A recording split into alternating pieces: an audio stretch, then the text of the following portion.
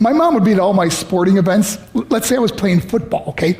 My mother would be on the sidelines, and if the play on the field started going one way, my mother would run along like, Mark, get him, get him! I'd be like, oh my gosh. I'd get in the huddle with the other guys, they go, Mark, is that your mother? I go, no, I never saw her before in my life. See, the greatest gift my mother ever gave me, she believed in me. I have overdosed on drugs on 3 occasions where I should have been dead. But I believe I was kept here for a reason. You show me your friends, I will show you your future. How do I know this? I hung out with losers, and I became the biggest loser of them all because I gave up everything I dreamt about as a little boy because of who I chose to surround myself with. My friends would drive me home at 2, 3, 4 in the morning. We'd be drunk and high, laughing in the car. We'd pull up in front of my house in New York. They go, Mark, the light's on. I go, oh man, my mother's up. See, my mom wouldn't go to bed until she knew her son was still alive. I'd walk in, she'd say, hi Mark, how was your night? I go, it was good, Mom, I'm just gonna go to bed. She goes, can I talk to you for a minute? I go, Mom, I'm tired, I'm just gonna go to bed. She goes, Mark, I haven't seen you all day and all night. Can I please talk to you? I said, man, just leave me alone. You bug me. I'd slam my bedroom door on the one person who believed in me. I was on a worldwide tour and we were wrestling overseas in Japan. After my wrestling match, I went upstairs in my hotel room and I fell asleep. There was a knock at my door at 3 o'clock in the morning. I got out of bed and I looked through the safety window and I could see it was a Japanese promoter.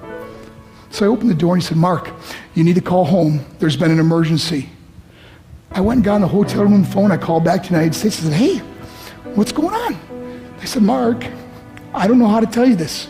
I said, just tell me what happened. All of a sudden they started crying. They go, Mark, I can't tell you. I said, just say it. They said, Mark, your mother died.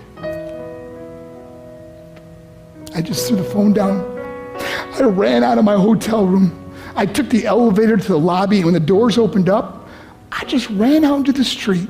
I mean, there was no cars, there was no people. It was 3 o'clock in the morning.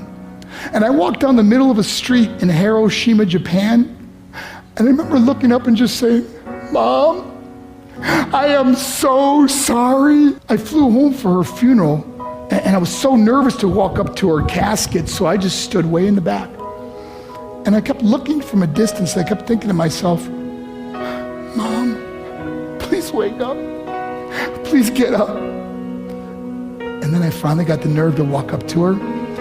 And as I got closer, I could see my mom for the first time. I mean, she was so beautiful.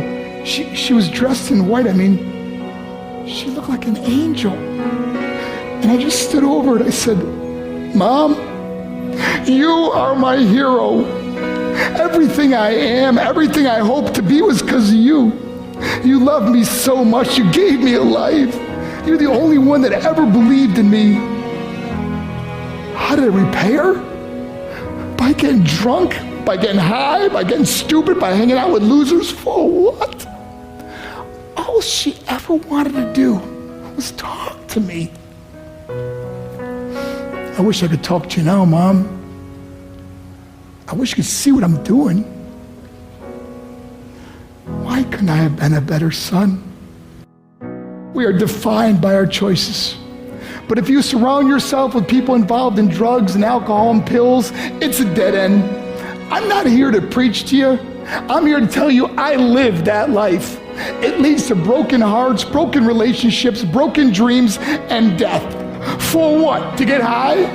If you have a mother or a father, when you go home, tell them how much you love them. See, my whole life was about being rich and famous. I had to be a millionaire. I had to win the race. I had to win the race at the expense of my marriage, my family, my friends. For what? To be all alone in the world? I learned what is truly important, and that is how precious this gift of life is, and our families, and how quickly it can be taken away. See, I no longer live in time, I live in moments. See, it's not what's in your pocket that matters, it's what's in your heart that truly matters. Love Love is just a word until somebody comes along and gives it meaning. You're the meaning.